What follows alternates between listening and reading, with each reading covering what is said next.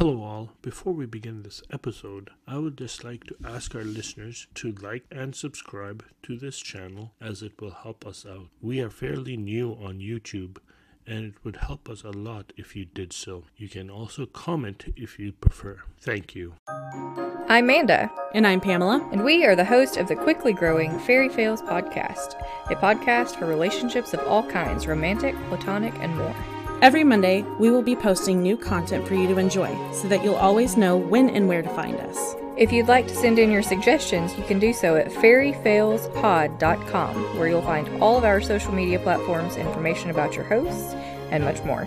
Please join us Mondays for a fun-filled conversation, and as always, you can be part of the conversation by getting on our Discord, YouTube, Instagram, or any of our other social medias. Don't forget to follow and hit that notification bell to be reminded every time we upload. We'll see you there.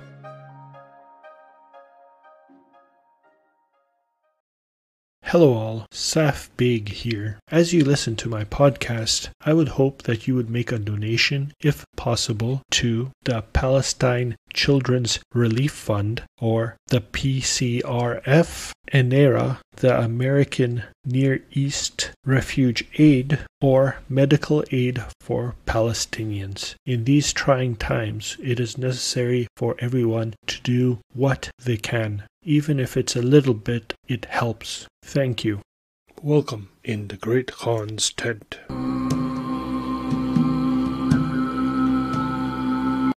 History, literature, and storytelling. Are you interested in getting the book you just published reviewed?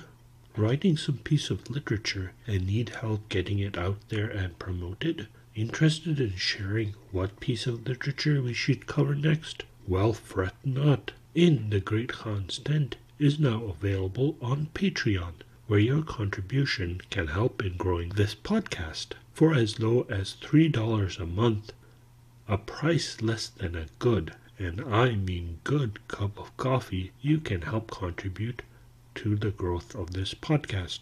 Every bit helps, but as always, it is not necessary to do so, but will be appreciated. Find the Patreon link on our website, on our social media accounts, or email us and we can send it to you. Thank you. If you have any suggestions, comments, or complaints, please be sure to email us at all lowercase ingreatkhans@gmail.com. That is ingreatkhans@gmail.com. We would love to hear from our listeners. Welcome to In the Great Khan's Tent, Ramzan Special Episode 1. In this special episode, we will examine the oral and written narratives pertaining to Islam, in particular focusing on some of the lesser-known prophets mentioned in the Qur'an, including their related narratives. The structure of this episode is uniquely different because we are dealing with religious narratives. The first section of the episode recounts the Qur'anic verses dealing with the topic before moving on to the narratives themselves. The purpose of these episodes is to tell the unique stories and tales about the prophets mentioned in the Quran that do not relate to either the Jewish or Christian traditions and hence are purely Arabic ones. This unique group includes, of course, Muhammad sallallahu alaihi wasallam, but also includes the three that we will be focusing on: Hud alayhi salam, Salih alayhi salam, and Shuaib alayhi salam. Listeners will encounter a list of names ranging from one to many before a narrative has begun. This is called an isnad, or a chain of transmission. The function of an isnad is to be a reliable guide to note which oral narratives have good standings and can be understood or agreed upon. The people in these isnad are often vetted through special processes, such as not being prone to carelessness, and are understood as truthful people in good standing. Since these are religious oral tales, essentially they use the isnad method. In this specific episode, we deal with the narratives of Hud alayhi salam and the people he was sent to. His tale is a purely Yemeni one, as the people he was sent to were the Ad, located within the present-day regions of Oman and Yemen.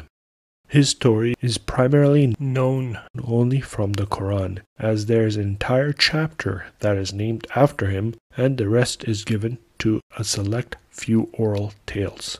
Since we have no records of his life, the oral tales revolve around his warning to the people of Ad, their ignorance or outright violence in their attempt to drive him away, and their eventual destruction by Allah for ignoring the call to return to righteousness. After encountering the narrative of Hud alayhi salam, we will then move on to tell the tale of the lost city of Ihram of the Pillars, a city built by the king of Ad, Shaddad ibn Ad, and his attempt at recreating heaven on earth. The last narrative we encounter is the journey undertaken to Shaddad's tomb. These last two narratives, certainly fitting within the folktale genre, resemble the tales that we will encounter further on in the 1001 Nights. In the next special episode of this holy month of Ramazan, we will be looking at the prophets Salih alayhi salam and Shuaib alayhi salam. The Tale of Hud.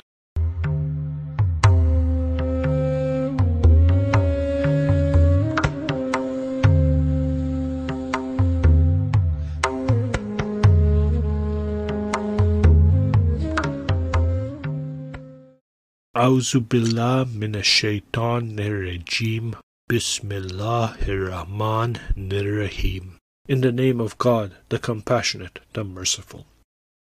And unto the tribe of Ad we sent their brother Hud. He said, O my people, serve Allah. Ye have no other God save Him. Lo, ye do but invent. O my people, I ask of you no reward for it. Lo, my reward is the concern only of Him who made me. Have ye then no sense?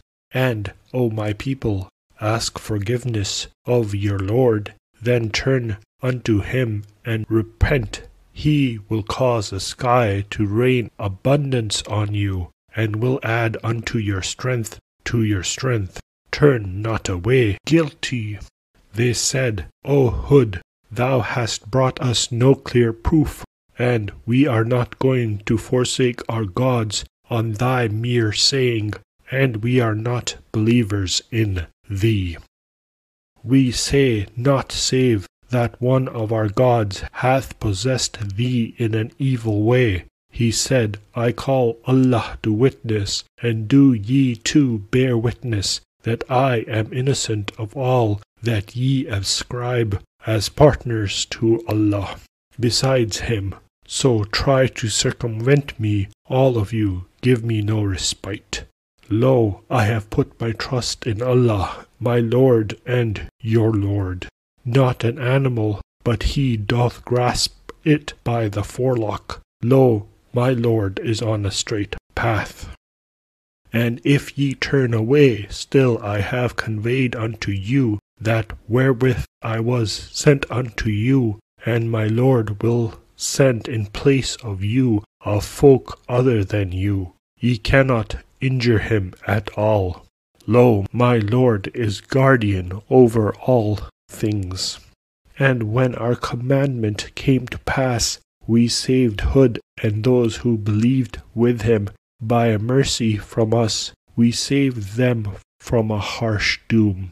And such were the Ad. They denied the revelations of their Lord, and flouted his messengers, and followed the command of every forward potentate.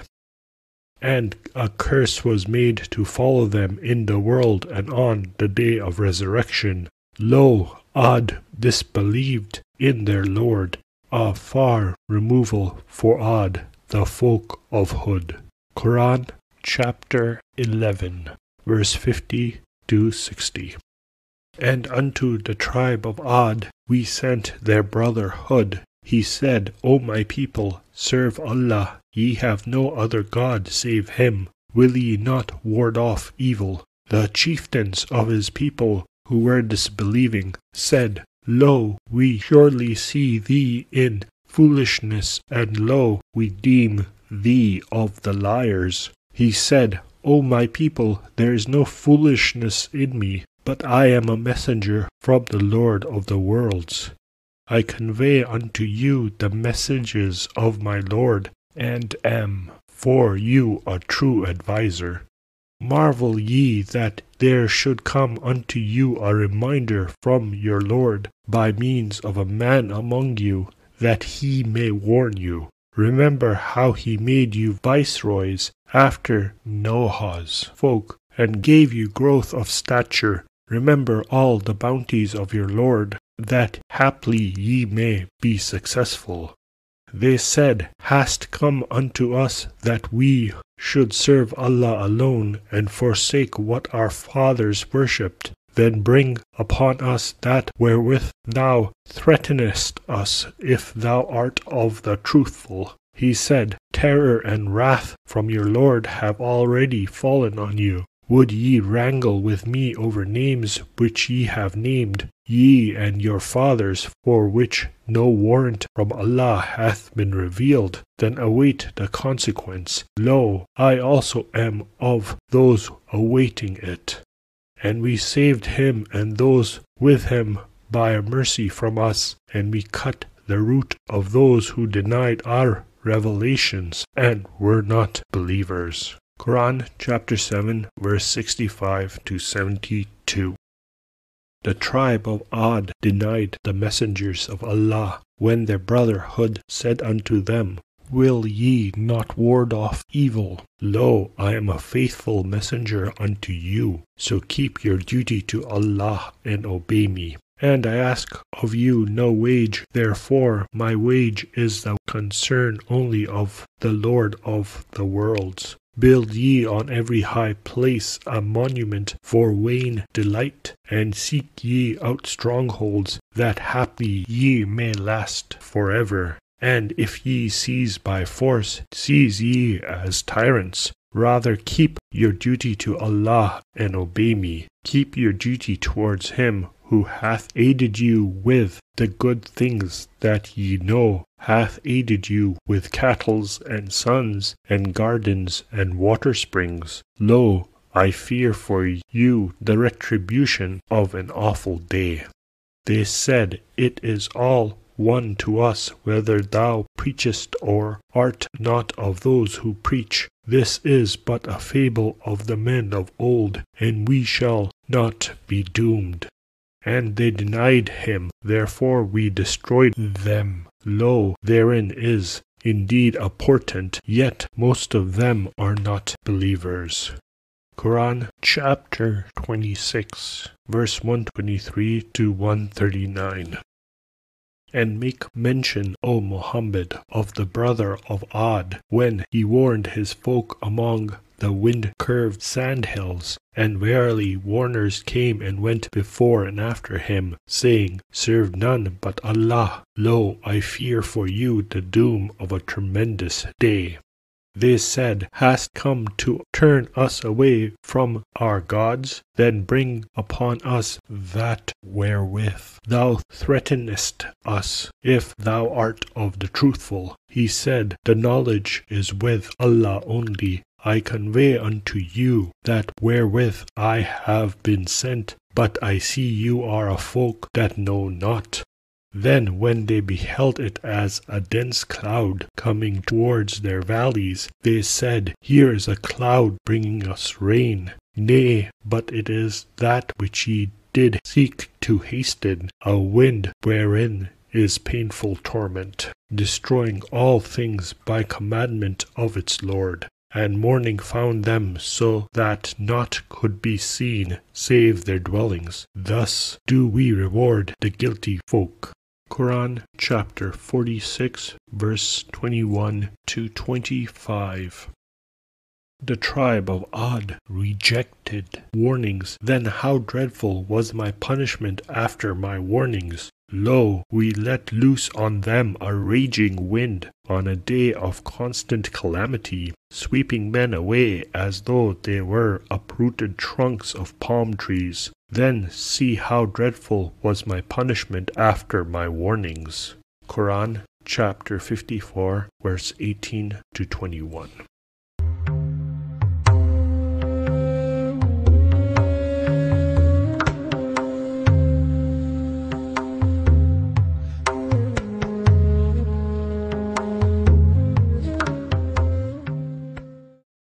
Allah said, "And we sent Hud, their brother, to the people of Ad. He said, O you people, worship Allah, for you have no other God but He. Will you not take heed for yourselves?" Qur'an, chapter 7, verse 65.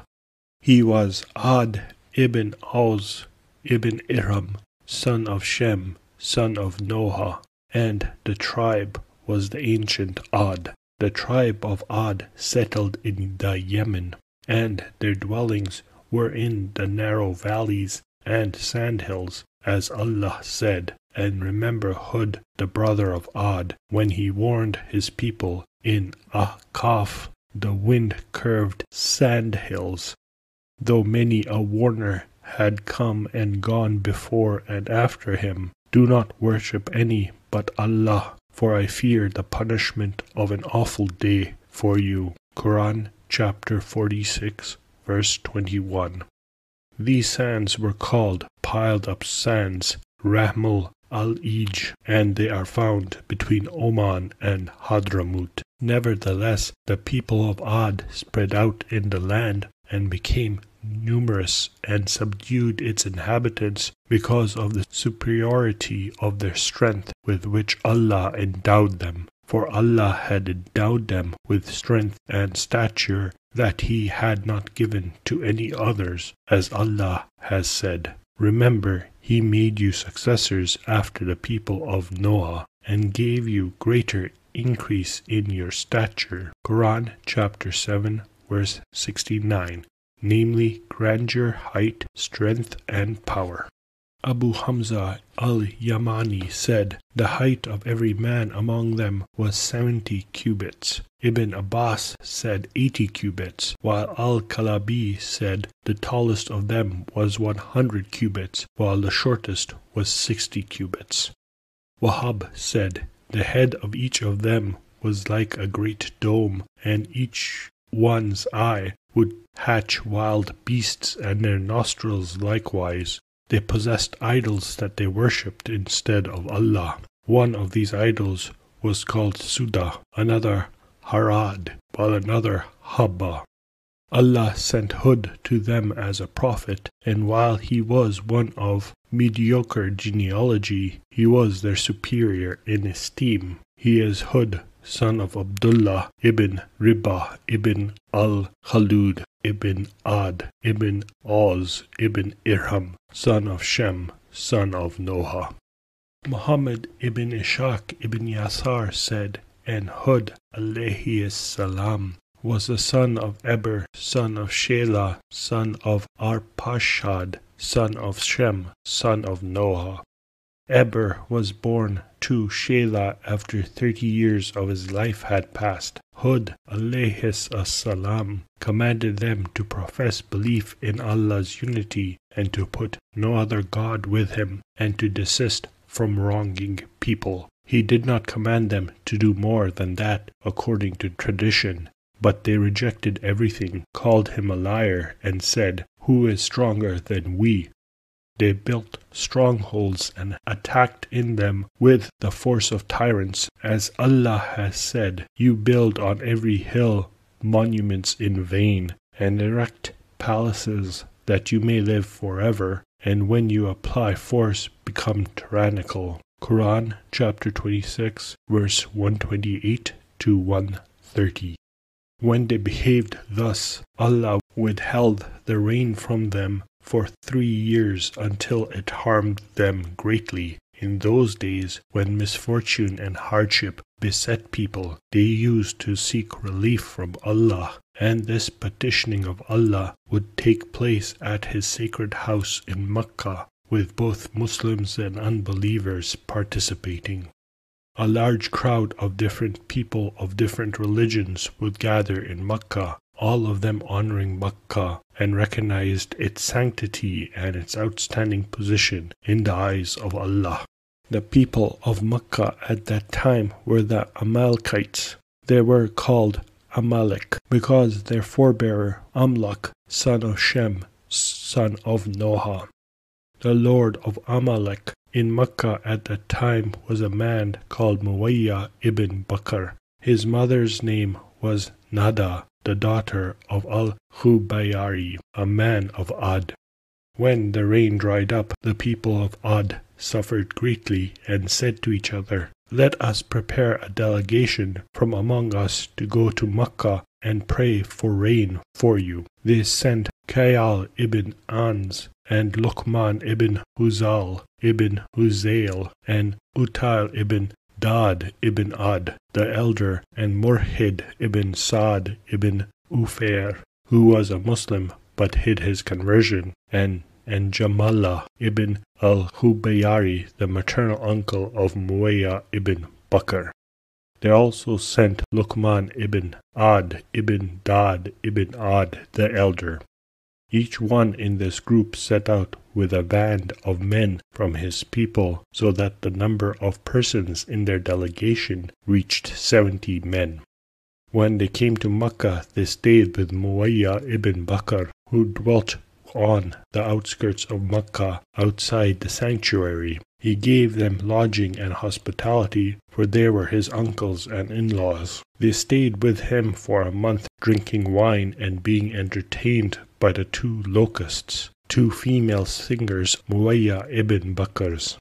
Their journey had lasted a month, and their stay lasted a month. So when Muwayya saw how long they were staying, their people having sent them to seek help because of the disaster that had struck them, he felt troubled and said, "My uncles and in-laws are dying while these are staying with me as my guests. By Allah, I do not know what to do with them. I am embarrassed to order them to go back to the place from whence they were sent, for they would think that I had acted out of weariness over their staying with me. However, their people at home are perishing of distress and thirst." He revealed his grievance to his 2 locusts, and they said to him, "Compose a poem which we will sing to the visitors without their knowing who composed it. Perhaps this will convince them to move on." So Muwayya ibn Bakr said, "Woe to you, O Kayal! Arise and murmur a prayer. Perhaps Allah will bestow clouds on us, so the land of Ad will be watered. Indeed, Ad do not utter words clearly. Because of the great thirst, we can beseech with these words neither the old sheikh nor the young boy. Their women lived in comfort, but now they are lacking milk, and the wild beasts approach them openly, not fearing an arrow from any member of Ad. While you are here enjoying in full measure what you desire all day and all night long, how much more disgraceful is your visit than that of any other. May you never again be met with greeting and salutations." When the 2 locusts sang this to them, they said to each other, "O men, your people sent you to seek assistance for them because of this distress which has descended upon them, but you have kept them waiting. Enter the sanctuary and pray for rain for your people." Murhid ibn Saad, who had secretly become a believer in Hud alayhis salam in secret, then said, "Your prayer for rain will not be answered, but if you obey your prophet and repent to your Lord, you will be given rain." With that he made public that he became a Muslim. When Jalhamma ibn al-Khubayri, the maternal uncle of Muawiyah, heard these words and realized that Murthid followed the religion of Hud alayhis salam, he said, "Abu Sa'd, you are from a tribe of men of honor and nobility, and your mother is of Thamud. We will not obey you as long as we live, nor will we do that which you would."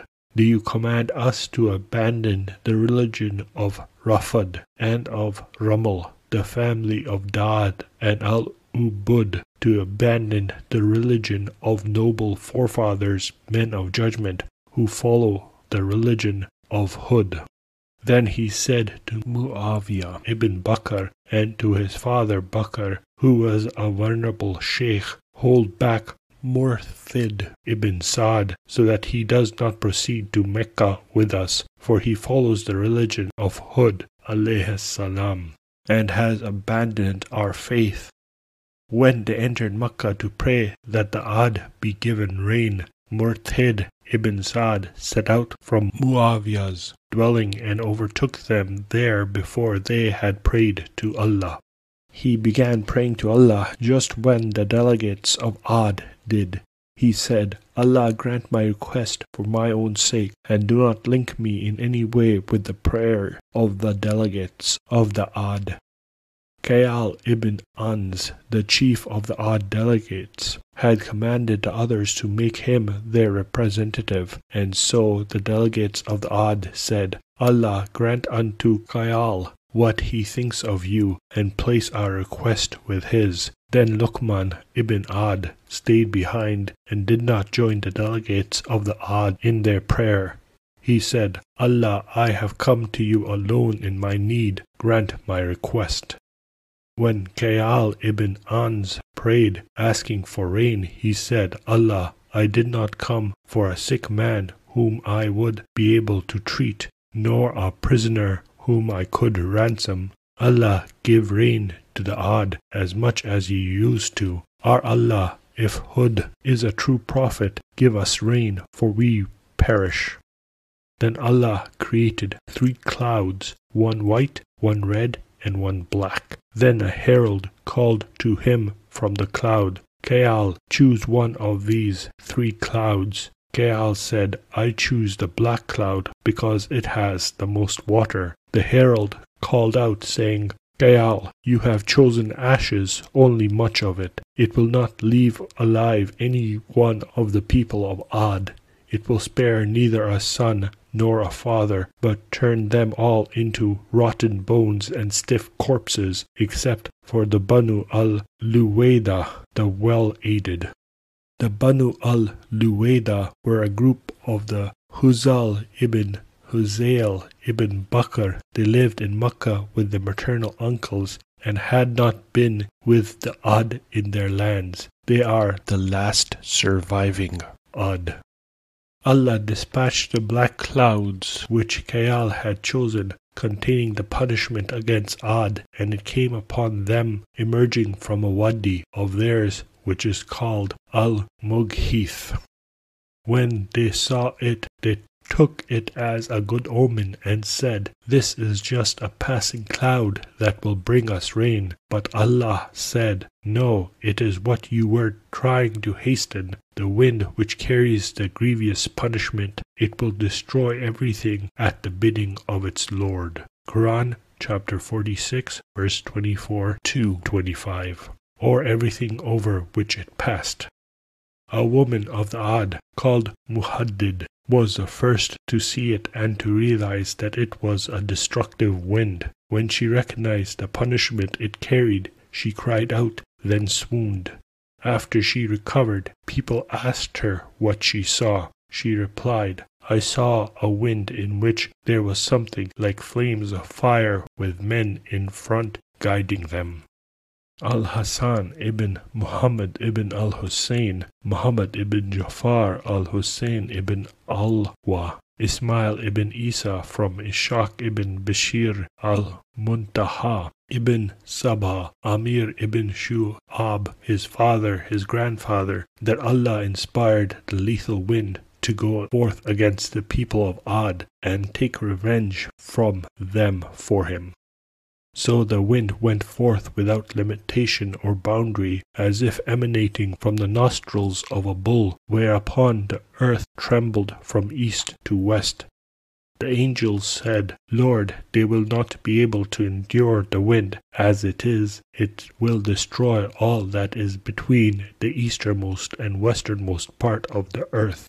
Allah inspired it to return and go forth like the hole of a seal, which is a ring. Allah imposed it against them for 7 nights and 8 successive days. Qur'an chapter 69 verse 7, that is to say, steadily, consecutively.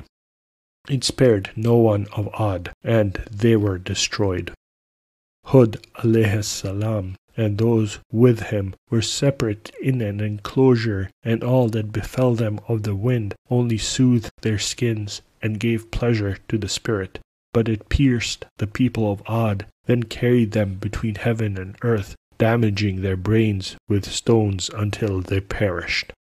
Muhammad ibn Ishaq and al-Suddi said, Allah sent the lethal wind against Ad, and when it came near them, they saw camels and people being blown about by the wind between heaven and earth. So they rushed into their houses, but when they entered, the wind came in after them and drove them out, and they perished.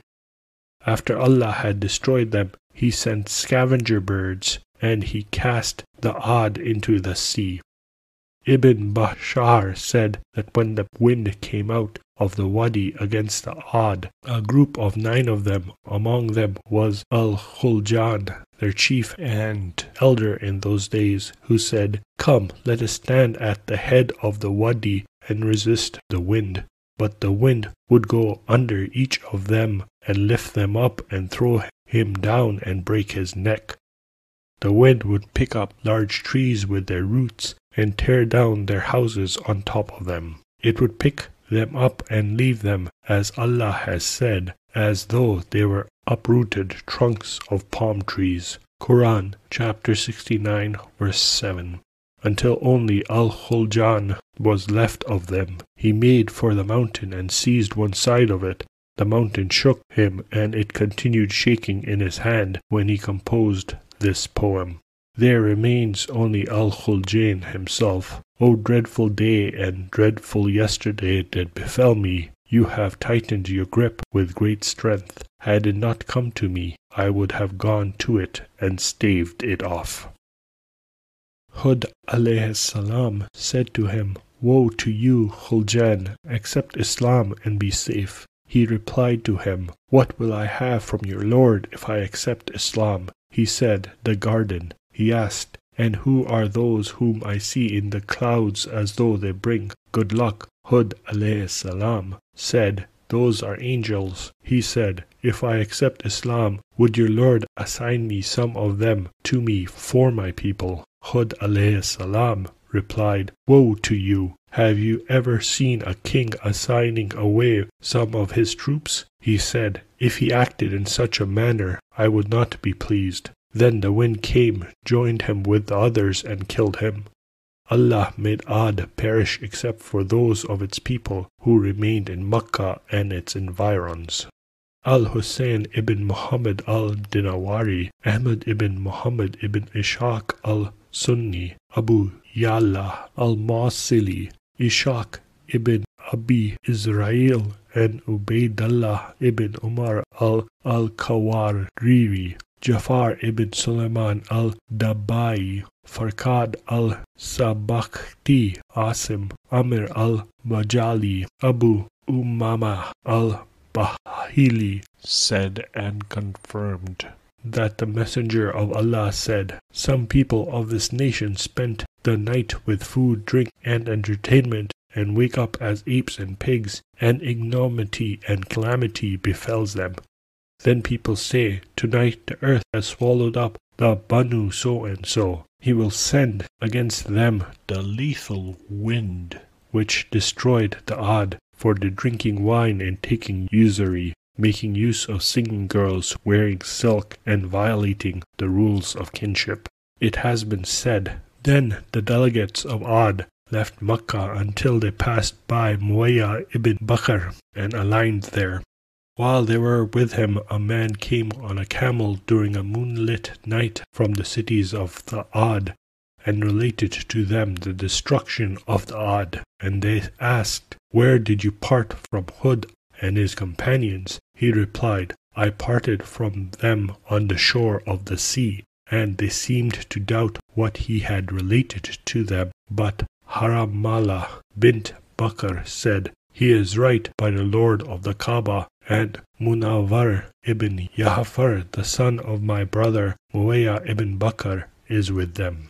It was said to Murtid ibn Sa'd, Luqman ibn Ad, and Khayal ibn Ans, when they prayed in Makkah, "You have been granted your request, so choose for yourselves." Murtid said, "Allah grant me pity and truthfulness," and he was given that. Khayal said, "I choose that there should befell me what befell my people," and he was told that means destruction. So he replied, "I do not care. There is no sense that I survive my people." Then he received the punishment that befell the Ahad, and he perished. Luqman said, "Lord, give me long life," and he was told, "Choose for yourself to last as long as 7 brown dung droppings of dusty gazelles, which raindrops never touched, or the lifespan of 7 vultures. When one vulture would die, you would turn into another vulture." He thought little of the permanence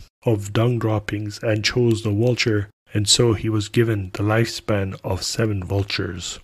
Each time he would take the fledglings when they hatched from their eggs, choose a male from among them for its strength, and raise it until, when it died, he would take another.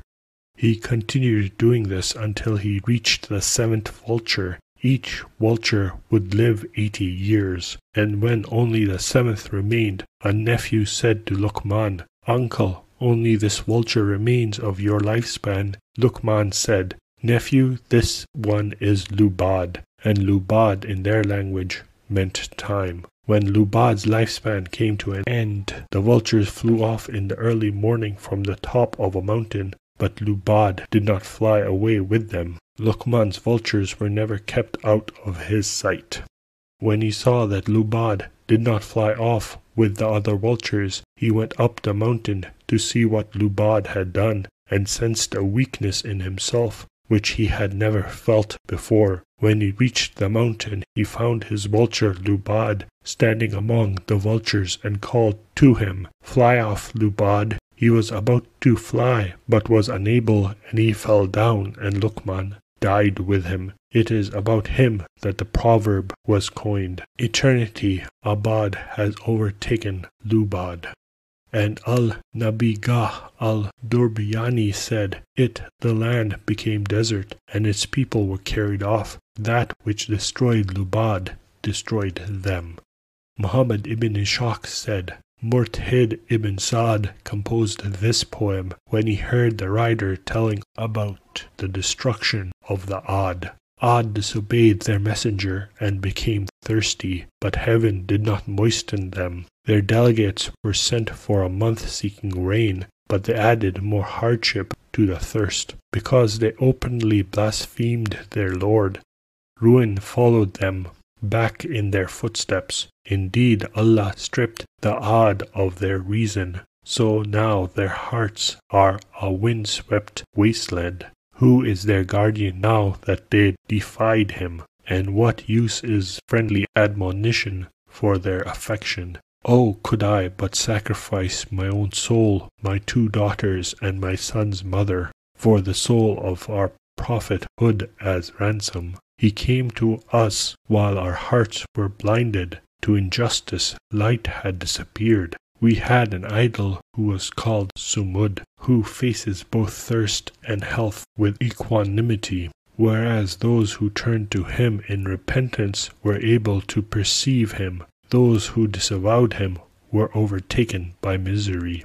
As for me, I shall join the people of Hud and his brothers when night falls.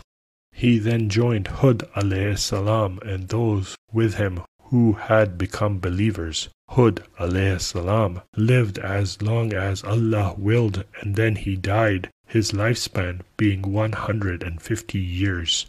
Abdul Tufail Amir ibn Wat'ila said, I heard Ali Razil anhu say to a man of the people of Hadramut, have you seen a red sandhill with the red clots of earth in it, and many thorn bushes and lote trees in such and such a district in Hadramut? He said, Yes, Prince of the Believers. You have described it to me like a man who has seen it. Ali Raziyallahu anhu said, "No, but I have been told about it." The Hadramuti said, "What is the significance, Prince of the Believers?" He replied, "The grave of the Prophet Hud alayhi salam is in it."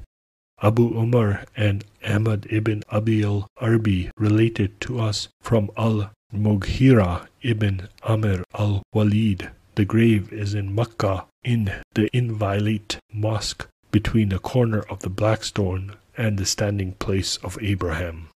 Al-Fadl ibn Yahya al-Jundari informed us, as did Yunus ibn Muhammad and Yazid ibn Abi Hakim, Sufyan al-Thawari, Ata al-Sahib, Abdul al-Rahman ibn Sabit. Between the corner and the place of Abraham and Zamzam are the graves of 99 prophets, and the graves of Hud alayhi salam, Salih alayhi salam, of Shuaib alayhi salam, and Ismail alayhi salam are in that place. According to other accounts, any prophet whose people were destroyed while he and the pious with him were saved would come to Makkah with his companions to worship Allah until they died, and Allah is all-knowing.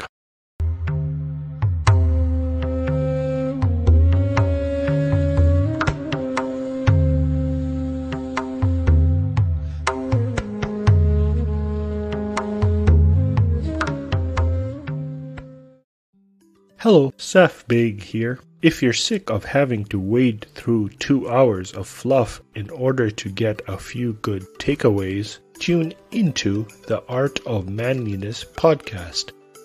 We glean and distill the very best insights from the world's experts in self-improvement, philosophy, practical skills, history, and more, and do so in under an hour without all the eye-roll-inducing filler.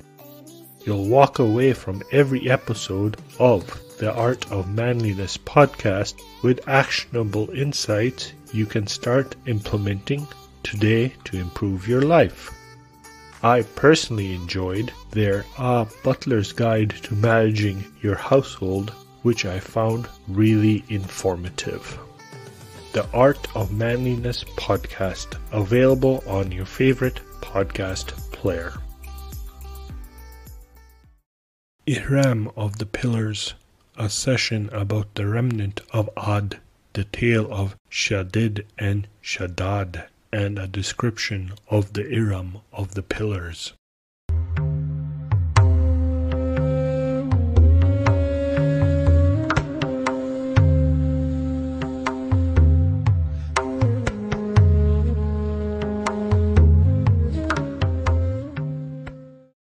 Allah has said, "Have you not seen what your Lord did to Ad of Ihram of the pillars, the like of which were never created in the realm?" Qur'an chapter 89 verse 7. Sufyan Mansur Abu Wail, who said a man called Abdullah ibn Kilba went out seeking some of his camels that had got lost, that is, had run away. While he was in a wasteland of Aden, he came across a city guarded by a fortress. That fortress was surrounded by mighty castles and high mountains. Coming near them, he thought that he would find someone to ask about his camels, but he saw no one, neither within nor without. He dismounted and tethered his camel, drew his sword, and entered the gate of the fortress. Suddenly he found himself before 2 other gates, mightier and taller than any he had seen in the world. They were made from the finest aloe wood, with stars on them of yellow sapphires and red rubies, whose brilliance filled the place. When he saw this, he was struck with wonderment. He opened one of the gates, and behold, he was in a city the likes of which no one has ever seen. There were castles built in the air, supported underneath by pillars of topaz and sapphire, with chambers on top of each castle built of gold, silver, pearl, sapphire, and chrysolite. Each gate of those castles had panels like the panels of the gate of that city, of fresh aloes wood, with sapphires arrayed on them. The floors of the castles were covered with pearls and palettes of musk and saffron. When he saw all of this, and did not see anyone there, he was overcome by fear. He looked at the lanes, and behold, in every one of them stood fruit-bearing trees, with streams flowing beneath them in channels of silver, and were shining more brightly than snow. He said to himself, "This is the garden that Allah hath described to his servants in this world. Praise be to Allah who let me enter the garden." He then took with him some of the pearls and palettes of musk and saffron, but he was unable to pull out any of the chrysolites or sapphires because they were inlaid in the doors and walls, whereas the pearls and pellets of musk and saffron were scattered like sand in those castles and chambers. Of those he took as much as he wanted, and went out and came to his camel. He mounted it and set out on his way, following the footprints of the camel, until he came back to Yemen. He showed what he brought with him and told people his story. He sold some of those pearls that had become yellow and changed color because of the long time that had passed. His story spread until it reached Muawiyah ibn Abi Sufyan, who sent a messenger to the ruler of Sana'a with a letter that he should dispatch him, and he did. He journeyed and came to Muawiyah's, who withdrew to be alone with him. He asked him about what he had seen, and he told him about the city and what he had seen there. Muawiyah marveled at the story and refused to believe what he told them, saying, "I do not think what you say is true." He replied, "Commander of the faithful, I have with me something of the things which are spread about the palaces and chambers of that city. What are they? Pearls, pellets of musk and saffron." "Show them to me," said the Khalifa, and he spread out in front of him the pearls and musk pellets he had brought from that city. He smelled the musk pellets, but they had no fragrance. So he ordered one pellet to be crushed, and a fragrance of musk and saffron filled the air, and now he believed them.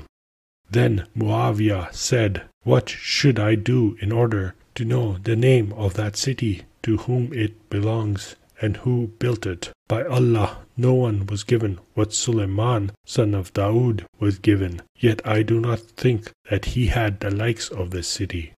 One of his companions said, "Suleiman did not have a city like this, and the knowledge about this city can be found in our day only with Khab al-Ahbar. Now if the commander of the faithful deems it right, let him send for Khab and order that he be brought here. Let this man, Abdullah, be concealed from him in some place close by, so that the description of the city can be overheard. He may discern whether the reality of the city is like the description, and Khab will tell the commander of the faithful its story and tell whether this person had indeed entered it, because this man could not have entered this city, the one that fits its description, unless it had been foreordained in the book that he entered it, for only in this way could he have known all of this."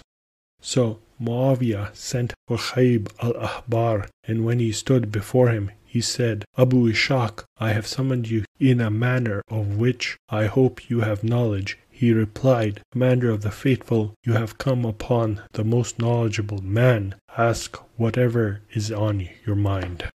He said to him, "Tell us, Abu Ishaq, have you heard that there is a city in this world built of gold and silver, with pillars of chrysolite and sapphire? The pebbles of its castles and chambers are pearls. The streams in its lanes flow beneath trees." Khab said, "By him who holds Khab's soul in his hand, before anyone asked me, I thought that I would be asked about that city and what is in it. I shall tell you about it, Commander of the Faithful, to whom it belongs and who built it. That city is real, as the Commander of the Faithful has been told, and as it has been described to him. Its builder was Shaddad, son of Ad. The city is Irham on pillars, the like of which has not been created in the lands. Muawiyah said to him, "Tell us its story, Abu Ishaq. May Allah bless you." Khab said, "Commander of the faithful, Ad had 2 sons, one named Shahdid and the other named Shaddad. Ad died and his 2 sons remained. They took the rule into their hands and tyrannized and subjugated all the lands, till all the people yielded to them. There remained no one in their time, but became their subject, neither in the east of the earth, nor in the west. When their domination was firm, Shaddid, son of Ad, died, leaving Shaddad to rule by himself. No one contested his rule. The whole world belonged to him. Now he was devoted to reading the ancient books, and every time he found the garden mentioned therein, his soul urged him to create for himself its likeness in this world, thereby putting himself above Allah and blaspheming him. When the picture stood vividly before his eyes, he gave orders to build that city, which is Ihram of the pillars. He appointed in charge of the work 100 overseers, with 1,000 assistants to each. He said to them, "Set out to the most excellent and largest piece of land in the world, and build there for me a city of gold, silver, chrysolite, sapphire, and pearl. Under that city shall be pillars of chrysolite and sapphire, and castles shall tower over it, with chambers at the top of the castles. Below the castles you shall plant trees bearing every kind of fruit, and make rivers flow beneath those trees. For I saw in the books a description of the garden, and I desire to create a likeness of it on this earth, and hurry to dwell in it." But the overseers said to him, "How can we obtain the chrysolites, sapphires, pearls, gold, and silver, of which you speak, in order to build a city such as you have described to us?" Shaddad said to them, "Do you not know that the wealth of the whole world is in my hand?" "Of course we do know," they said. "Go then to every place in which there is a mine of chrysolite, sapphire, gold, or silver, and every sea where there are pearls, and appoint men from every nation who will bring out to you all there is in each mine of that land.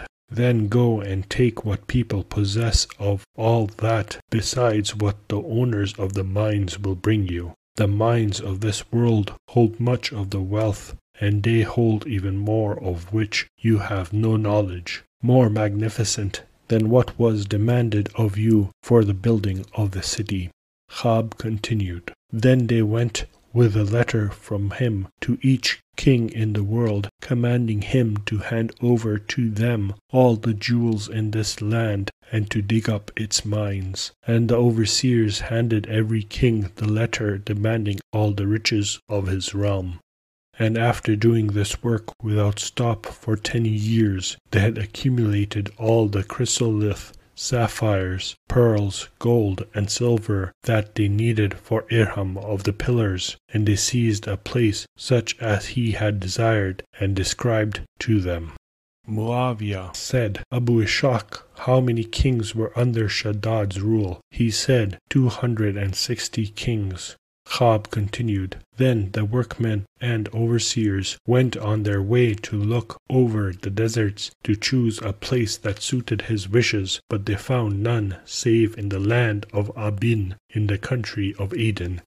There they came upon a vast steppe, free of mounds and hills, and low with ever-flowing springs. They said to one another, 'This fits the description of the land that we were demanded to find.' So they took hold of a very wide and long terrain as he had ordered them, and laid down fixed boundaries. They then went to the locations where the water was to flow, and put to use the channels for those streams. Next they laid foundations of onyx stones of Yemen, and the mortar for these foundations they kneaded with the oil of the ben tree and the mahlab.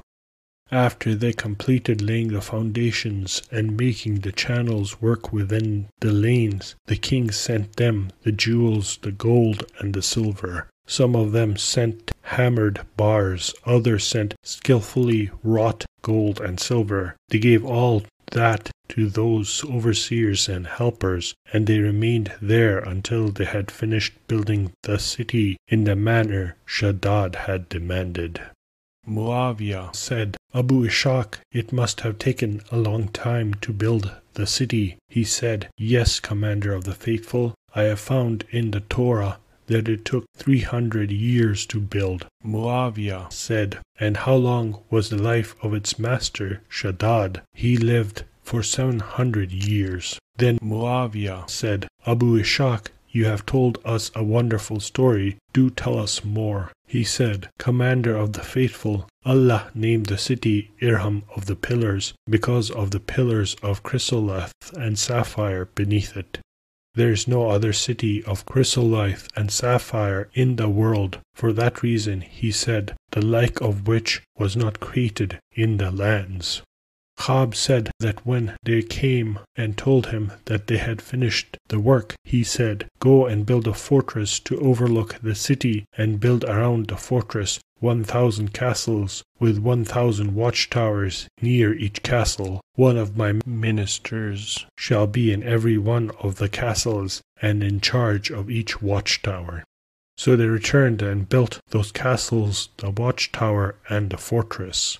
Again they came and told him of the completion of that which he had commanded them. And Khab continued, saying that then he commanded 1,000 ministers from among his chief men to prepare their affairs and undertake to move to Irham of the Pillars. And he commanded other men to live in those watchtowers and to stay there by night and by day.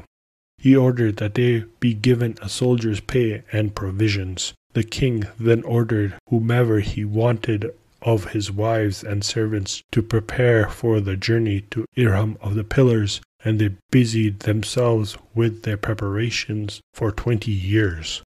The king then traveled accompanied by those he had chosen to the land of Abin, and more of his people remained behind than journeyed with him.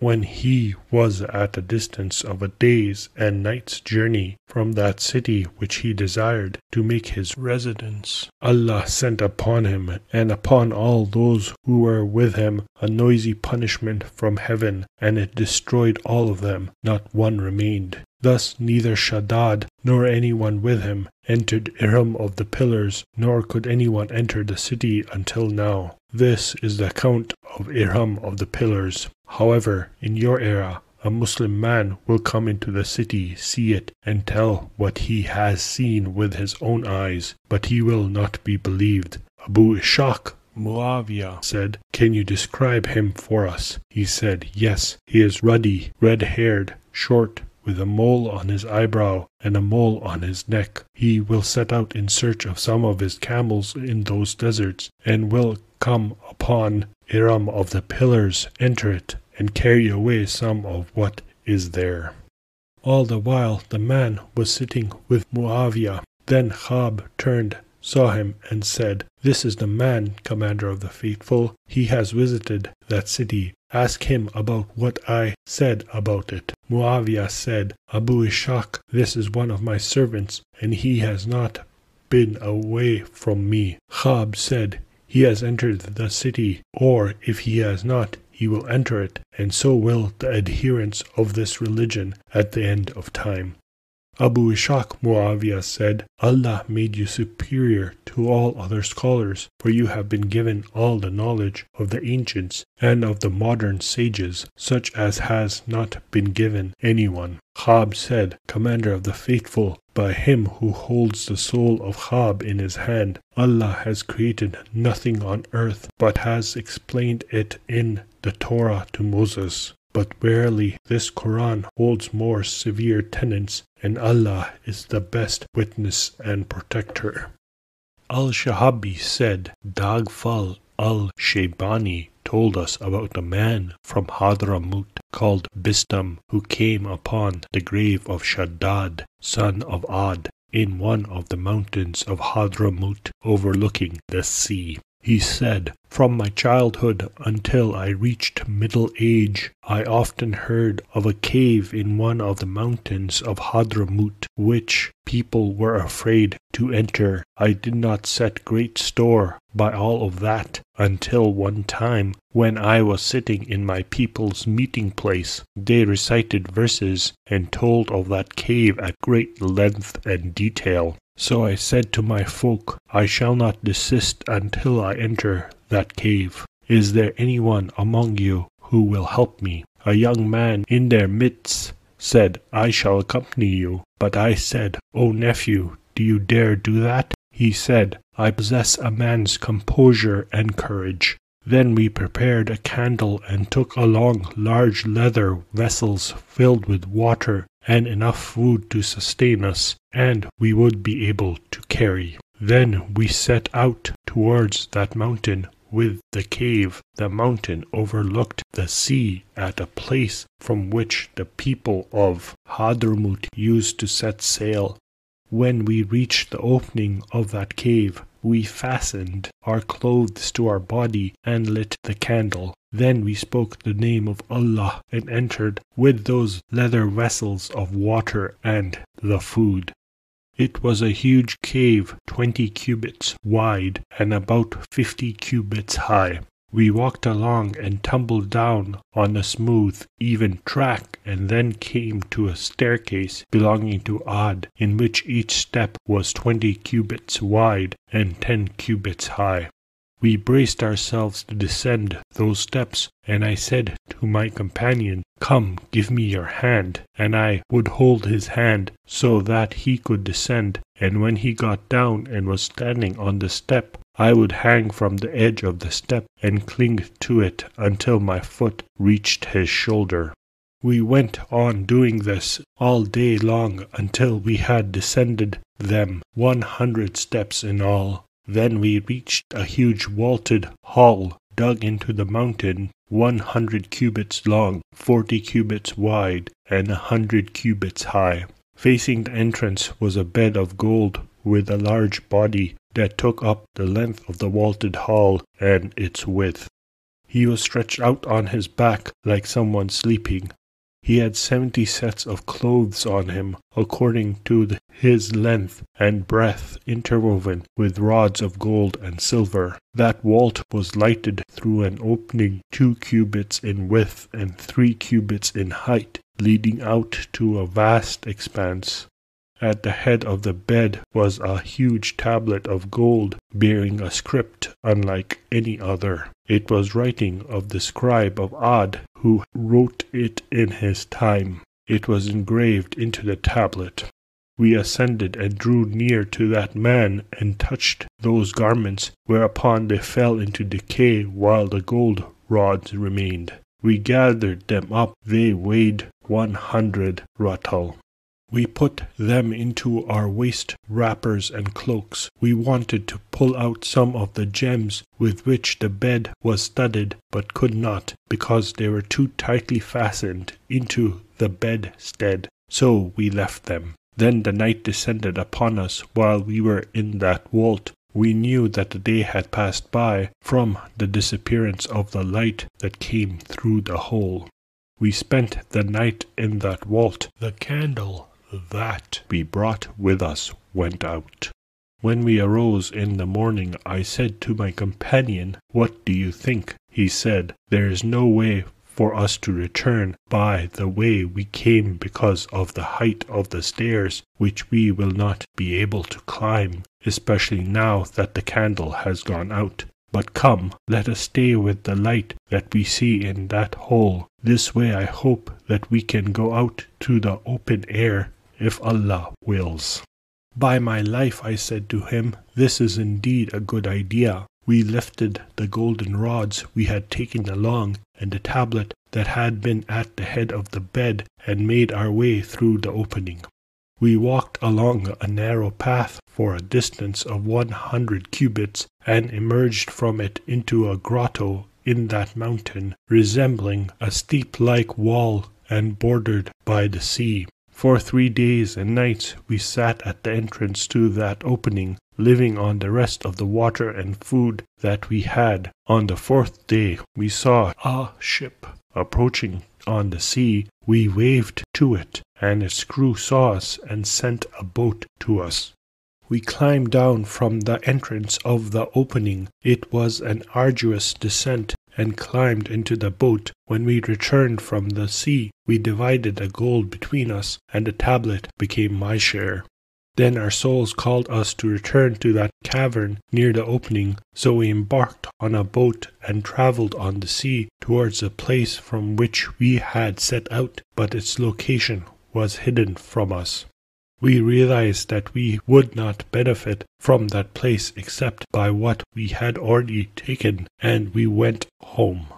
The tablet remained with me for a whole year, during which time I found no one who could read it for me. At long last, a man from Sana'a, a Himyari, came to me who could read that script. We took out the tablet for him, and he read it. Here are the verses that were written on it. O you who are allowed by long life, take a lesson from me. I am Shaddad, son of Ad, the lord of the fortress, brother of might and misery and endless wealth. All the people of the earth submitted to me, fearing my threats. I ruled the east and the west with cruel might and supreme authority, with military equipment and many men. Hud came to us. We had gone astray before Hud, and he came to us. Had we but heeded him, it would have been the right path. But we disobeyed him and called out, Is there a way to swerve from that path? And a punishment came upon us, swooping down from the distant horizon, and in the midst of the desert we all came in like harvested crops. Dagfal said, The sages of Himyar asked about Shaddad, and I said that he had come close to Irham of the Pillars when he was killed, and that he was found in a cave, that is, the one in Hadramaut. It is told that when he and those with him were killed by the punishment from heaven, a day's journey from that city, Mazid, son of Shaddad, became ruler after him. His father had appointed him his successor over his dominion in Hadramaut. Mazid commanded that his father be brought to Hadramaut, and he was carried, daubed with myrrh and camphor. Then, on his orders, that cave was dug out, and there he laid him down on that bed of gold, and Allah is all-knowing. In the Great Khan's Tent is now available on Ko-fi. If you are interested in supporting this podcast, please click on the link available on our many social media platforms or email us. Why not donate to our Ko-fi to show your appreciation? Every bit helps, and we thank you for your continued support. We love that our listeners love listening to us. This episode has been written, edited, and produced by Saf Beg.